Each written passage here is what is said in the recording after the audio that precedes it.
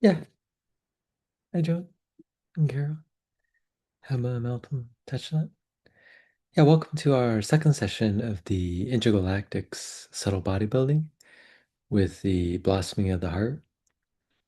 And in the first session, we worked primarily with the heart center, its importance in terms of the three, what they call astral power centers. And we had given a kind of a caricature or actually a description of, when each of those centers are overdeveloped, kind of in sort of in spite of or despite the other two maybe not having as much development or at least one of them also not having full development still can lead to imbalances. And so the goal here, with this particular series, as well as this particular three sessions, we had the subtle bodybuilding with intergalactics for the lower pillar, as well as the lower center, belly center. So now we're doing the heart center, and then probably at some point we'll do the head center as the emphasis.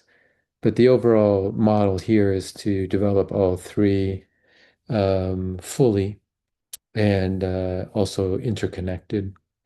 And you could see this in terms of chakras, although we're using the three, they sometimes call them envelopes or astral anchor points. So, like the head center would be fed by all the chakras in the head. So, crown, forehead, ajna. And then the heart center is sort of fed by the throat, front and back heart, and somewhat by the front and back solar plexus. And then the belly center or the hara or lower dantian is really fed by all of the lower centers. So that would be root, sex, and navel predominantly, depending on the system. Uh, so here we may kind of give a little bit of the overview for the emphasis for today, as well as how this might look, how those centers look when they're balanced and sort of strong.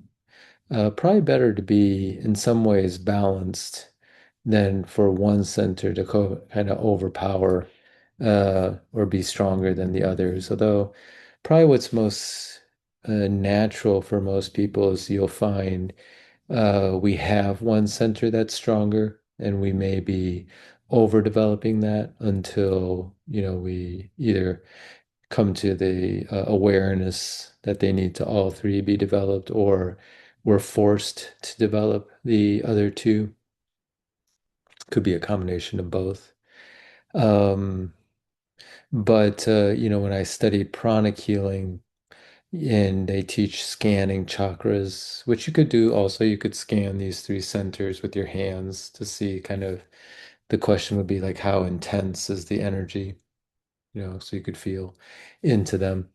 Or you could ask someone who scans to do that. And they were mentioning it's you can't really ever just say too much if you only scan one chakra, because it's really a relationship between all the chakras. So if you're scanning someone's throat, yeah, it might, you might start feeling energy, out here. But whether that's big or small for that particular person needs to be seen kind of within the context of all the other chakras. So if you're like, oh, this seems like a big throat chakra, but then all the other chakras are twice that size in that person, then that's actually not that, then, relatively speaking, then that would be small. So you can't really take it out of context. And it's better to be balanced rather than to have kind of overwhelming size in some chakra while others are not as developed. And then the kind of the shape, at least in pranic healing, is slightly the upper chakras are bigger than the lower chakras. And that's because, so that would somewhat be the same here. Maybe the head center and heart are a little bit wider than the belly center. And in the terms of the chakra framework, if the lower chakras are bigger than the upper chakras, so then you're looking something like a pyramid or rhomboid, with the top side smaller than the bottom base side.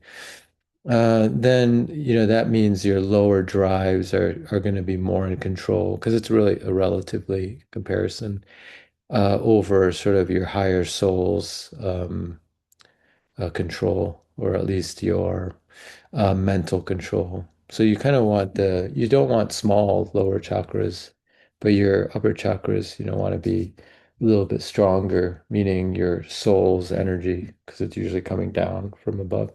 And then your mental energy, of course, is more in control. So an extreme version of the lower chakras being, kind of overly stronger than the upper chakras is like in suicide. Someone who is in that mental framework, mental, emotional, energetic framework, their lower chakras are usually much stronger. And then this chakra in particular, this ajna chakra controls all your other chakras, is really small, like it's pathological at that point. So there's no control of the soul or the mental body over kind of these lower chakras. That would be, uh, of course, a passable case, but is an extreme case of that. Yeah, so back to, what we're working on today is really this now the connections between the heart. And so this is an emphasis on the heart-head connection, this direction. And most people here probably know that importance. I'll just say some of the highlights, maybe reiterate what we said before, although these patterns will probably be coming through with a strong emphasis. And it's really a continual process. We might have a good connection with from our head to our heart energetically and in all the seven dimensional levels. So physical, etheric, emotional, mental, causal, spiritual, and divine. But one of the things that Master Chokuk Sui mentioned in his book, because he saw this strong connection that I might have mentioned in our first session, is we're now really educational wise in a mental culture. Most of us, went through, kindergarten through, 12th grade, or maybe at 13th grade if you're in Europe or a different system, in a Western modern education. And that's strongly, emphasizing basically a mental culture, developing kind of brain power, so to speak, at some level. And some people, take it further or not. But depending on the schooling you had, educational wise, it may not really have emphasized this kind of what now is called in psychology emotional intelligence, or the building of the heart center. Of course, some schools do. Some schools do. Maybe it was within a religious system, a parochial school, or or maybe there was like another schooling that people had that brought in what we might call it didn't have to be religious, but moral or ethical values, some development of the heart center. And so that's probably now in more awakened or enlightened educational systems, brought in, like maybe all three of these are being built. Maybe sports, and of course some the competitive nature of our a lot of modern society, but it also doesn't have to be modern, but builds that belly center for people who kind of follow that path. So the heart center is really, a center that could continue to be built in education as one grows up. And that can always lead to problems later, with a very advanced technology and hard driving society. But then you stop, thinking about the interconnectedness of, what your company or what your whatever your activity is doing. So that was, where the heart center needs to be equally developed in terms of education. Now what's happening is the ideal is to have all three centers built within each individual, like within ourselves, and interconnected. But now maybe with the realization that companies, like for example in the business arena, don't succeed without like all three centers of the company being built, then maybe different people with certain specialty skills take certain roles of the head and certain roles of the heart and certain roles of the belly in the company. So there may be like a vice president or someone who's head of relationships in the company, hiring and so forth, who has the emotional intelligence.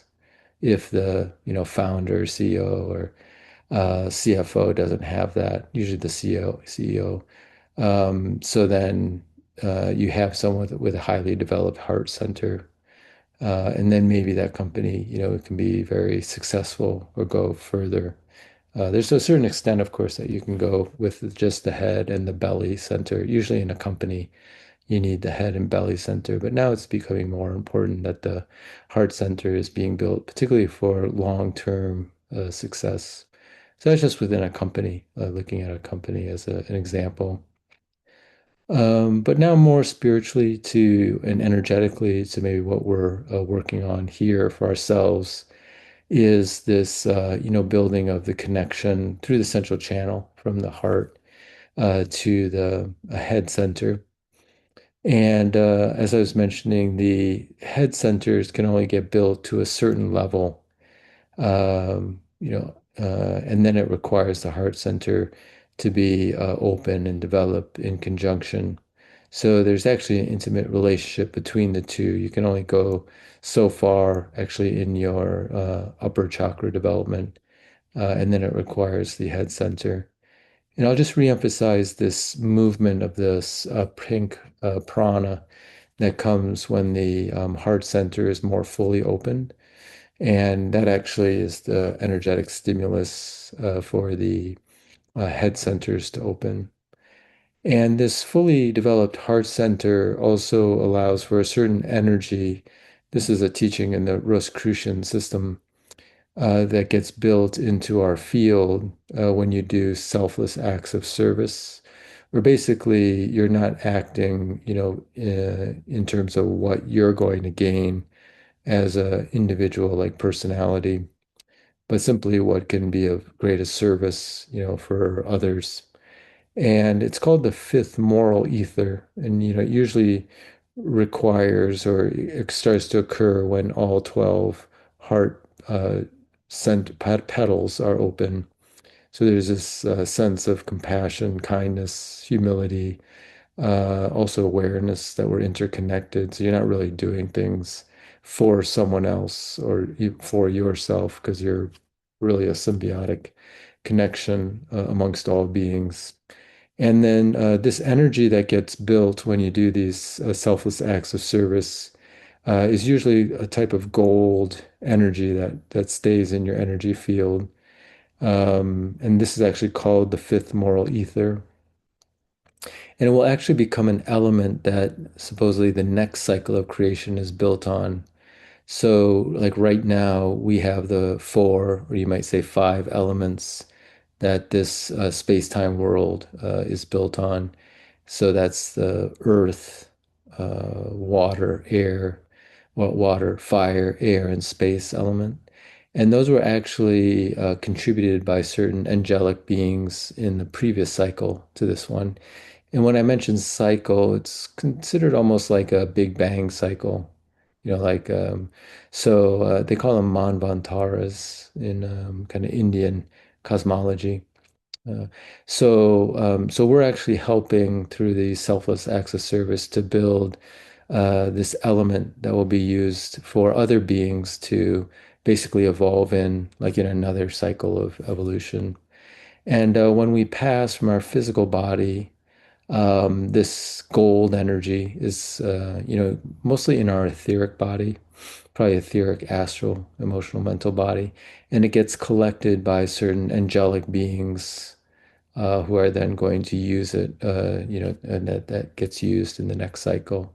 That's actually, this cosmological teaching from in the Rosicrucian, kind of Rudolf Steiner's presentation. So this fifth moral ether. So that's kind of a larger scale aspect of, what is being built in our field, that it has an effect, even on these large scale cosmological evolutionary mechanisms. So I'm sure that will also be coming through in the download. Anyways, maybe we'll pause there and we can start up the energy session. But is there any comments or questions up to there? Carol? I'm just not sure whether I heard you right. So this gold energy gene, it's in our etheric body. And when we pass, you say that the angels collect it and it's used for our next life in our etheric body? Oh yeah, let me clarify that. Yeah. Yeah, so when we do selfless acts of service, that vibration, that energy gets collected in our field, in our own individual field. Yeah, and then when we pass, these angelic beings collect it, but it's not for our next life. It's actually for the next um, Big Bang cycle or cycle of evolution, and we Um, actually won't really be. We'll have most likely evolved to another level with that much, it's millions, billions of years. So whoever inhabits that kind of space-time realm will actually benefit from having that realm to evolve in. So we kind of won't be the beneficiaries of it directly. mm. So it's like another selfless act. Like on a cosmological scale. Yeah. Okay. Yeah. Yeah, that's happening basically moment to moment right now in terms of our thoughts, feelings, and actions. But your question brings up an interesting point is, what's the opposite? So when we do selfish acts, meaning, self-centered acts, it it probably is creating something in the opposite direction. There is a kind of a cosmological teaching in the Rosicrucian tradition, um, actually from we would call it, it's labeled materialist thinking, but which could be considered selfish thinking, but it's particular thinking, negative emotional states, and also particularly thinking that there's only the physical world, and I'm just my physical body, which of course would be self-centered. So that creates a kind of a dark black energy that Steiner talked about, like these hundreds, thousands of years under that kind of mindset and people acting in that way, created actually kind of like this dark astral shell around the earth. And there's an interesting, this is kind of a deep esoteric Rosicrucian teaching that actually Christ, the Christ that inhabited Jesus' body, went through, of course, the first resurrection, which is kind of taught exoterically if you studied or were brought up in, like a Christian tradition. And that was with the physical body of Jesus, dying on the cross. And then the Christ being was basically this super sensible, like there was Jesus, the soul, the human person, and then this higher being of the Christ who inhabited that those sheaths of Jesus. That's also an esoteric idea. But this deeper idea is, so there's this black cloud around the earth that humanity has been creating because of, like, basically the opposite of this fifth moral ether.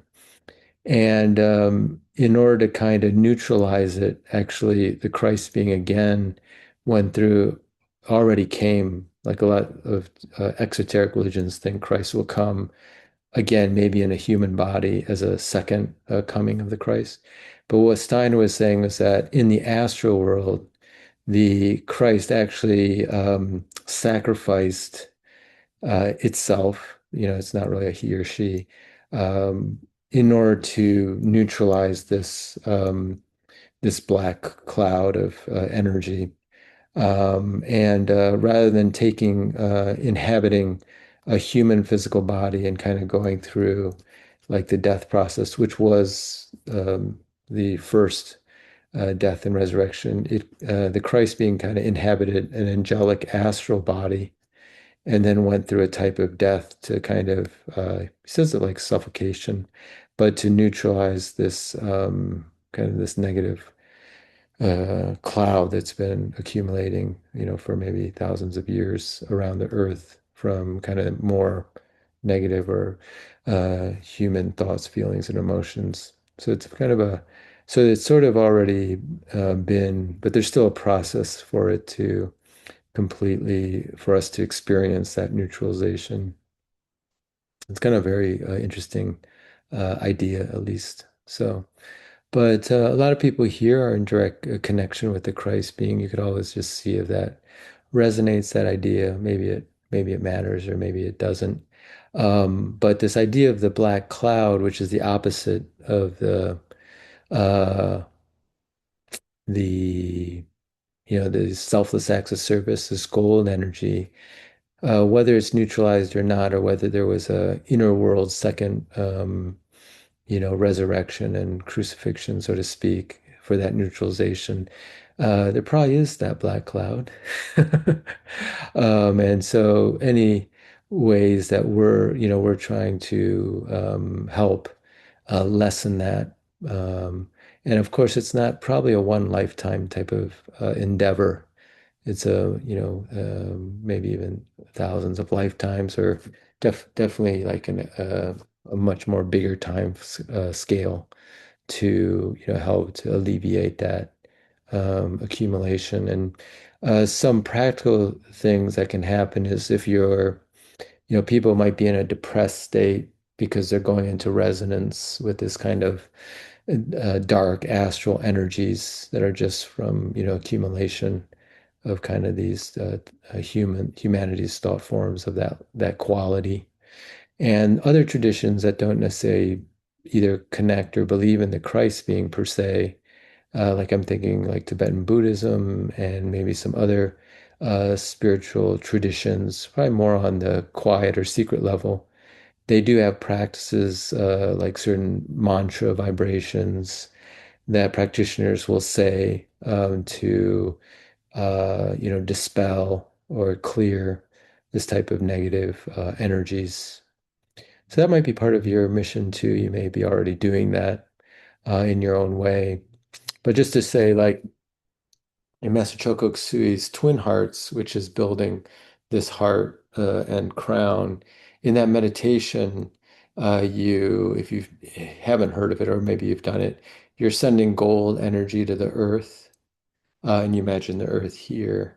So that's actually a version of the clearing of the earth.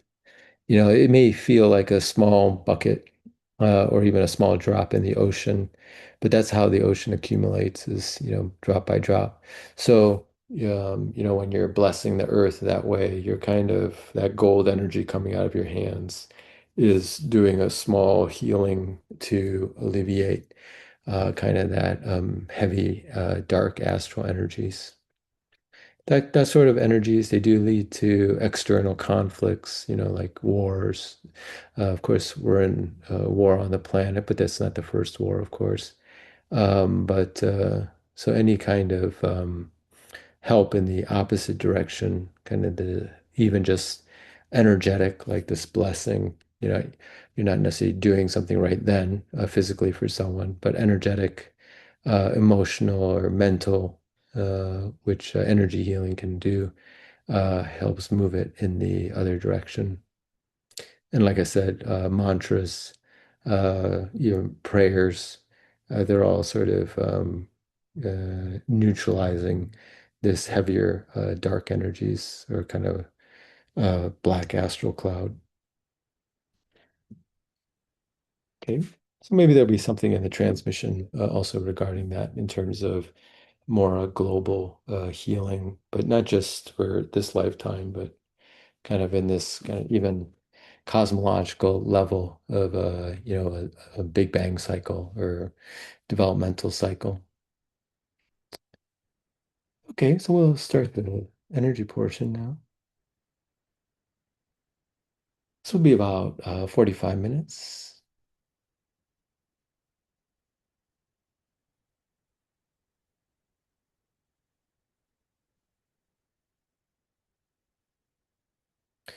So we're starting the second intergalactic subtle bodybuilding blossoming of the heart session. And we're now emphasizing the building of the heart to the head or head to the heart connection in a balanced fashion, also building those two centers in an equal and full manner, with the emphasis starting at the heart center.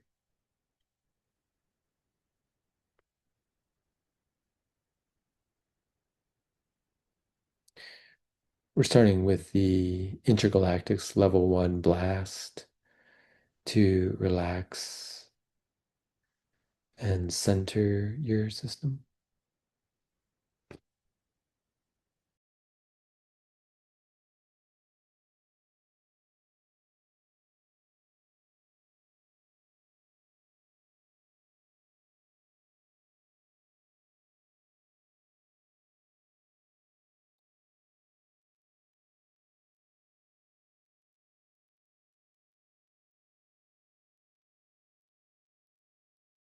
And now we're continuing now. We're starting the intergalactic blast of the color frequencies. It's time to cleanse and then energize all the seven subtle bodies, the physical, etheric, emotional, mental, causal, spiritual, and divine subtle bodies.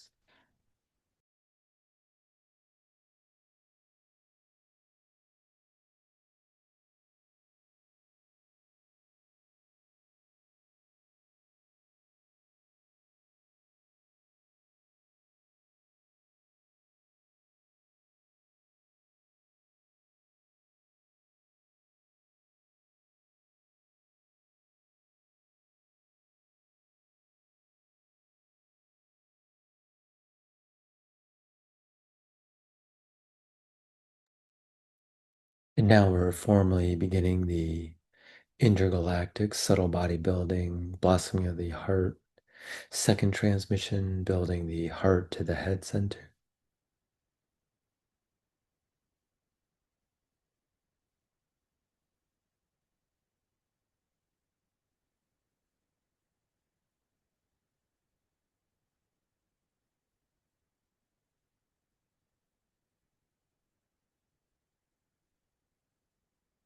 And here we're continuing to build or lay down the pattern to more fully open up the 12 lotus petals of the heart, particularly in order to do selfless acts of service.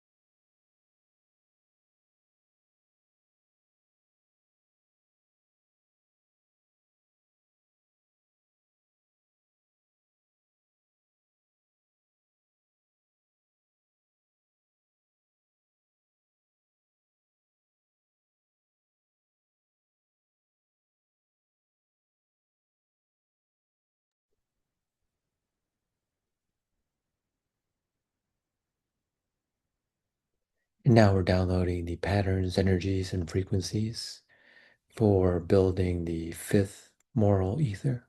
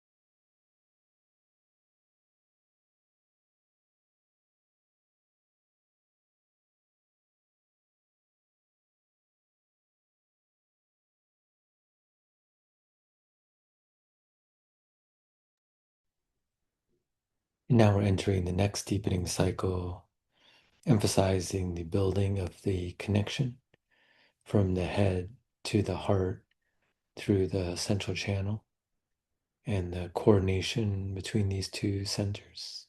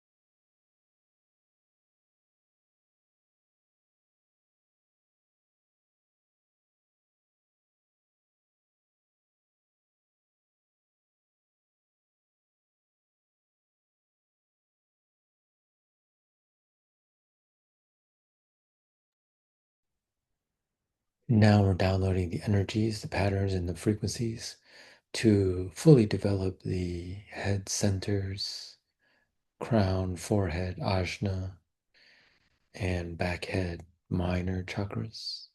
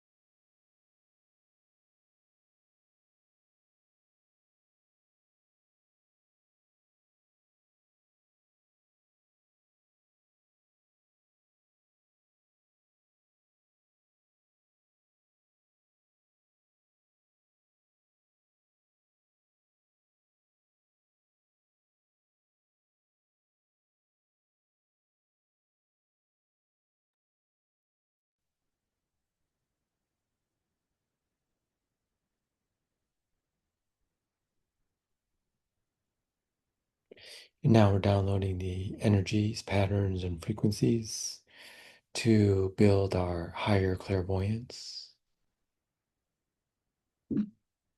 to its next level.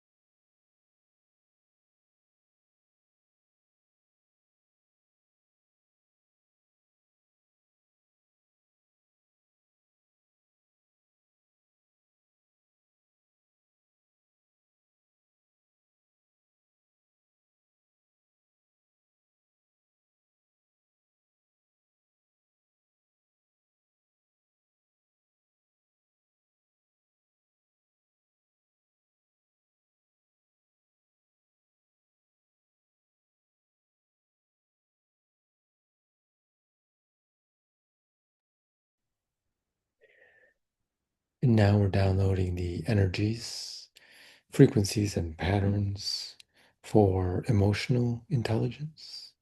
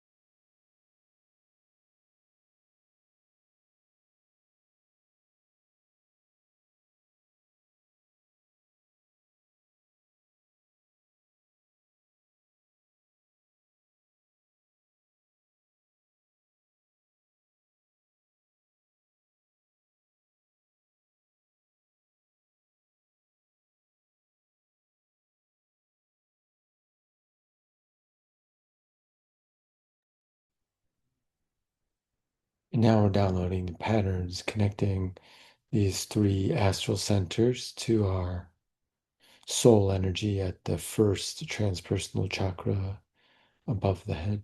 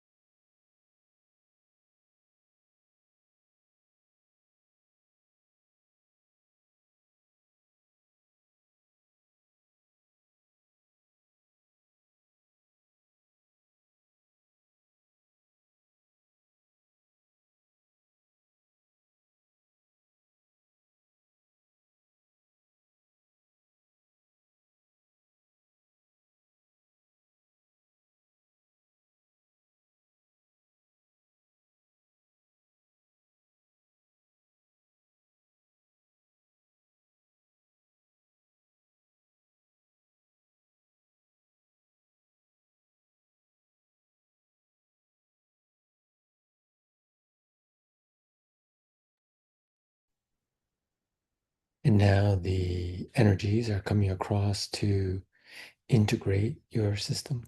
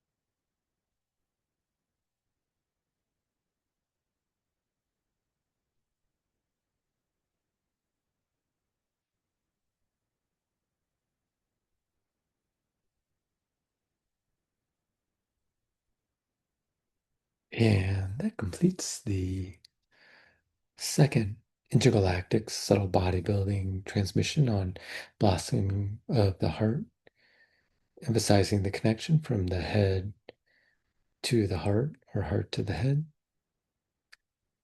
You can gently but firmly come back to your physical body now.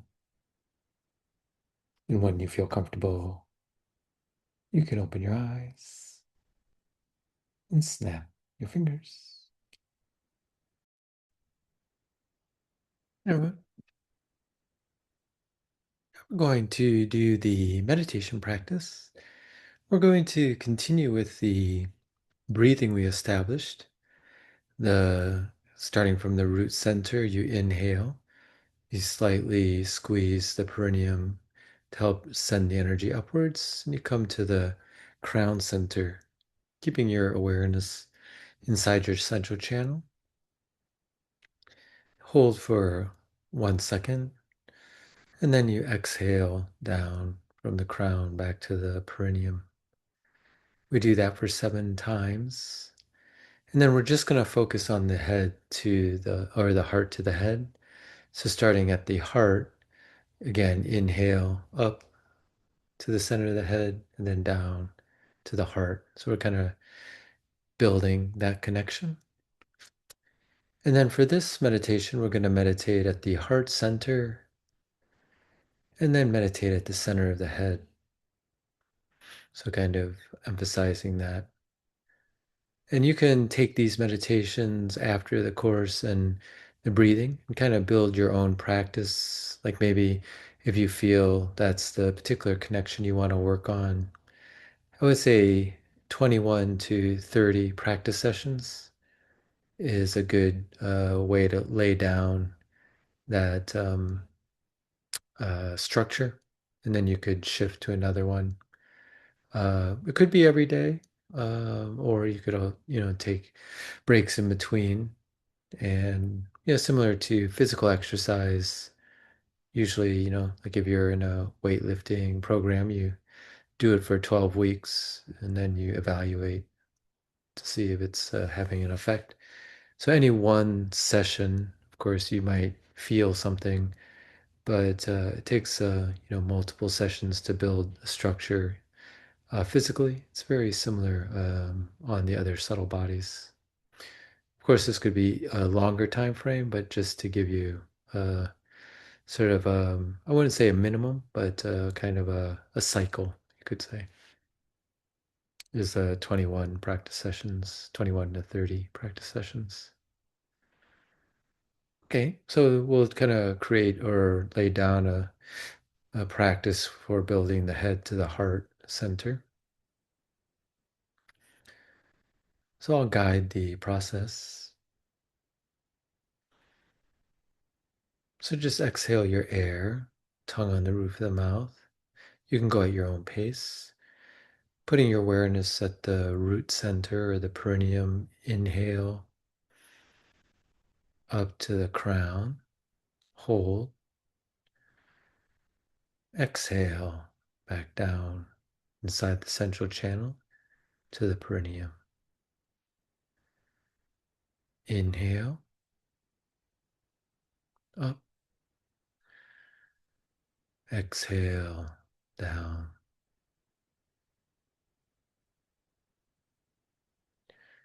Inhale up,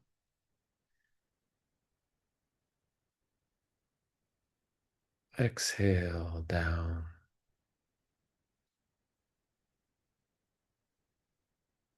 Inhale up, exhale down.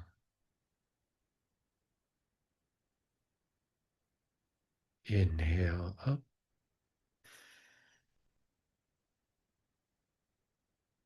exhale down.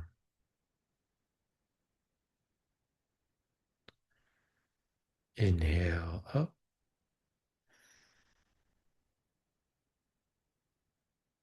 exhale down.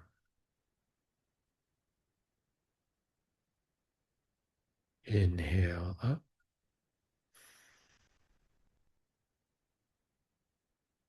and exhale down. And just relax. Again, tongue on the roof of the mouth. And starting at your heart center, exhale the air and inhale up to the center of the head. Hold. Exhale down. Hold. Inhale up. Hold. Exhale down. Hold. Inhale up. Hold. Exhale down. Hold. Inhale up. Hold. Exhale down. Hold. Inhale up. Hold. Exhale down. Hold. Inhale up. Hold. Exhale down. Hold. Inhale up. Hold. Exhale down. And hold.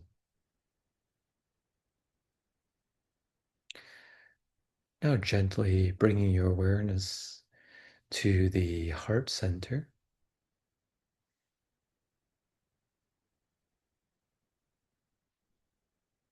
Just focusing gently inside the central channel.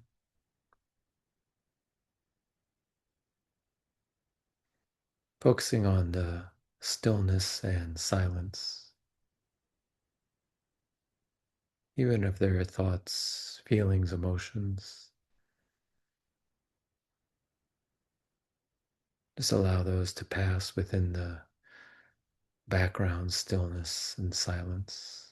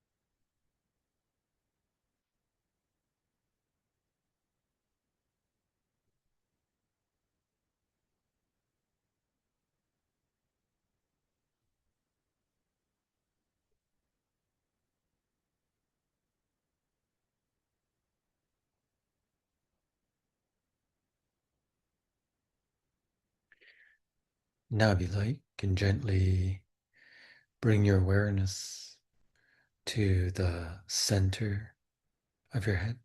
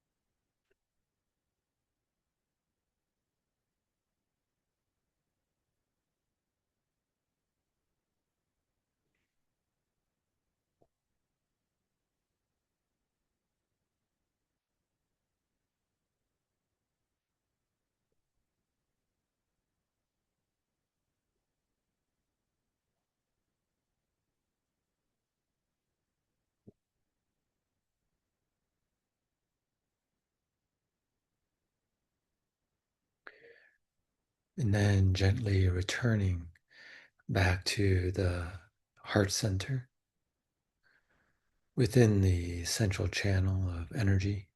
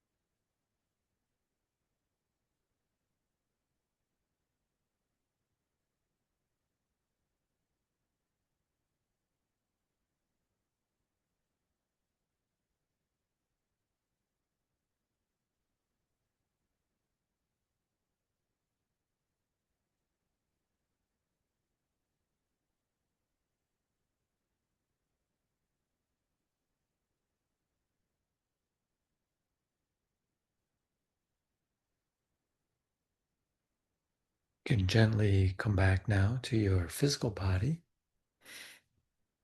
moving your fingers and your toes, coming completely back to your physical body. And we thank the Divine Father, Divine Mother, our spiritual guides and teachers, to the InterGalactics, to our holy guardian angel, and to our higher self. We thank you for your great, great blessings.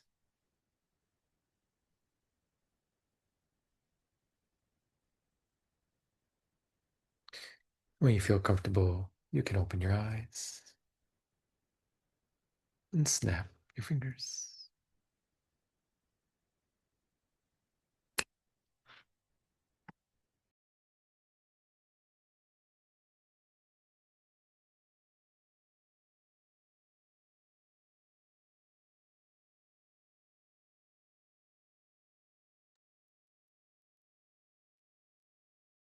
Okay. Hopefully you enjoyed that. We kept it on the shorter side, so it'd be something that people can do. You can always go longer at each of the centers. So the sequence is basically heart to the head, and then back to the heart to kind of create this connection centered at the heart, the head to the heart, but centered at the heart. First, was there any questions or comments, either from the earlier discussion or the transmission or the meditation?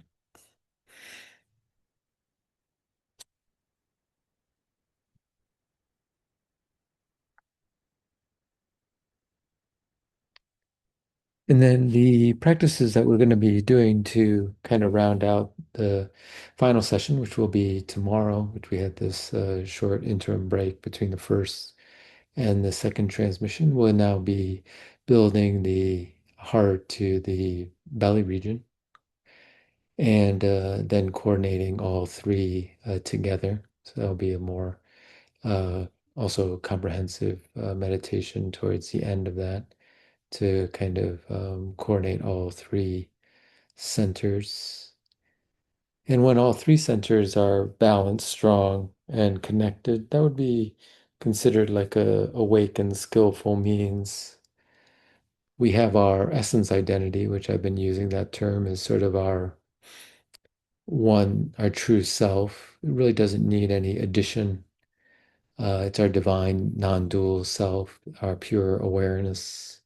We access that when we stop uh, no longer identifying or thinking, so to speak, with our thoughts. So Eckhart Tolle mentions like we have that story that we're telling ourselves, which is basically our thoughts. But when we identify with those thoughts and stories, we're more in the form level rather than the essence level. So the essence level actually doesn't need any building per se. It needs more an awareness or a stabilization of that consciousness. But if you think that that's the only thing you have, then it may be an unbalanced situation because we find ourselves in form. So the idea, like in Tibetan Buddhism, which has a very similar framework, and in other schools, it depends on if you combine the two essence and form identity together in a balanced way. Since we do have a form, then there must be some reason for using it, so to speak. That's called skillful means. So if your purpose is, let's say, to assist others, then building the subtle bodies would be your form identity. So that's not your essence identity. So whether that's the emotional body, mental body, energetic body, like your chakras or your physical body. For example, if you're a surgeon, you've trained your mental, probably also your emotional, but your energetic and your physical body, although probably in medical school or residency training, they would talk about your mental, perhaps your emotional, just not to get your emotions in the way or to create a good bedside, compassionate manner. But there's a lot of physical skill there. So, yes, the surgeon's essence identity and your essence identity and essence identity of all beings doesn't need any addition. But a person who's trained as a surgeon could possibly extend someone's life if they were, let's say, took a cancer out of their system. That person's still going to die, the both of them. But in terms of this relative world, maybe even we've been recipients of a very life-changing surgery or someone we know close to us that did extend their life. So there is something of value there. I'm just using that as a very, extreme but common example that we can train our form bodies, our subtle bodies, which is what we're doing here, to be effective, particularly if your part of your soul mission is a service to others, which we were talking about earlier. But your essence identity doesn't actually, in the way we're describing it, need anything. Your divine self, it's already pure as it is, so to speak. And most spiritual traditions that identify the non-dual self will most likely say that. So you're not really necessarily building that, or you're more like stabilizing its awareness. So this is kind of how you bring the two together. Um, you may have been on a path or maybe on a path or studied a school or working with a modality that may not combine the two. So they may be more like a form identity. So even if you just talk about the subtle bodies without the essence identity idea, that may not be a non-dual tradition if they're just talking about the subtle bodies without considering, the non-dual aspect, your essence identity. So it's really a balance between the two. The only other thing to say is your spiritual practice, and people may already do this, can emphasize one over the other. So like if you do study Eckhart Tolle, at least so far, what I've kind of studied, kind of restudied, his practices are more essence identity practices because we're so connected to form, which leads to suffering, this relative self. Um, so he may not talk about chakras and building the chakras and so forth, but more like coming to that stillness, that awareness, that pure awareness state. So those are essence identity practices. Sometimes in a lot of the pillar meditations, I might say become aware of awareness itself, or I've done that at the very end of a pillar meditation. So that you're really training your awareness of your essence identity. Then you could have these type of meditations where you're, focused on a chakra. And if you do 30 practices or 3,000 practices, focusing on the chakra for 5 minutes a day, that sucker's going to get built. Okay. Now, in the formal languaging, I mean, you're going to activate that center and, probably be more sensitive to people's emotional vibrations. And then, hopefully that also leads to the compassion and so forth. But even compassion, meaning acts of kindness, is still in the form identity, in the form realm.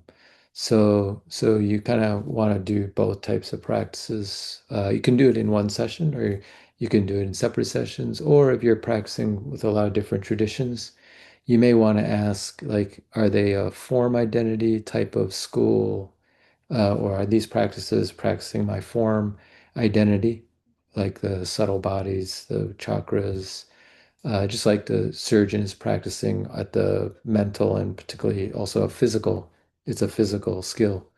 So their physical body is being practiced.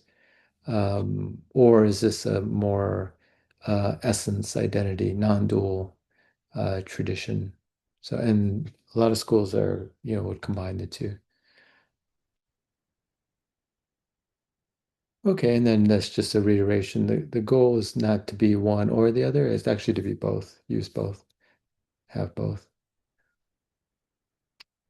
All right. Anything else before we close the session for today? All right. Well, first I wanted to thank everyone for bringing down the great energies. And again, I noticed the energies are quite strong with Intergalactics in its own unique way. And yeah, looking forward to tomorrow's session. Thank you so much, Jean. Thanks, John. Thank you. Thank you, Jean. Thank Thank you. you. Thank you Thanks, so Jean. much. Thanks. Thank you. Bless you. iPhone, Ronnie. Bye, Jean. Bye. Bye bye.